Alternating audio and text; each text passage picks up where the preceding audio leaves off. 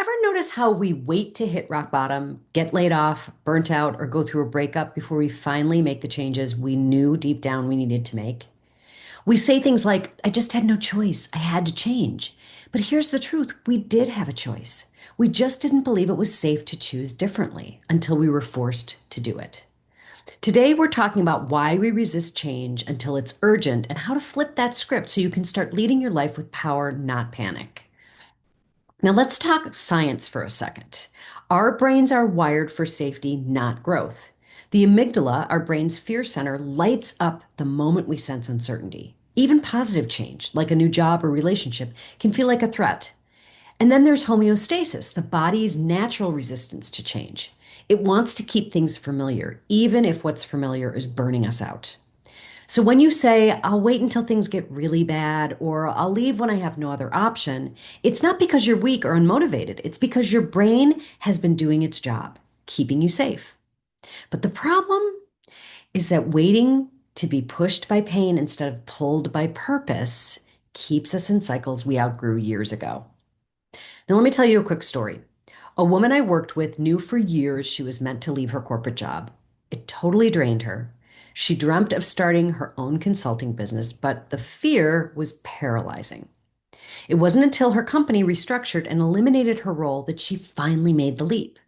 And guess what? 6 months later, she told me that layoff was the best thing that ever happened to me. Now, here's the kicker. It didn't have to come to that. She was ready way before the world pushed her. So, how do we reframe this? Here are three powerful shifts. One is identify the quiet pain. Before change becomes a crisis, there are whispers. Whether it's frustration, boredom, exhaustion, don't wait for a scream. Pay attention to these. Number two, reframe uncertainty as possibility. Your brain sees change as danger. Flip the narrative. This is unfamiliar becomes this is new. This is risky becomes this is expansive. And number three, act before you're ready. The truth is, you'll never feel fully ready. But courage isn't about being ready, it's about being willing, willing to take the next brave step, willing to choose discomfort over regret. Proactive change starts with choosing growth before life forces your hand. So if you're standing at the edge of a decision, or if something in your life feels misaligned, but not bad enough to change it, that's your invitation. You don't need a crisis to create a breakthrough. You can decide today to become the kind of person who chooses change, not because you're broken, but because you're ready for more.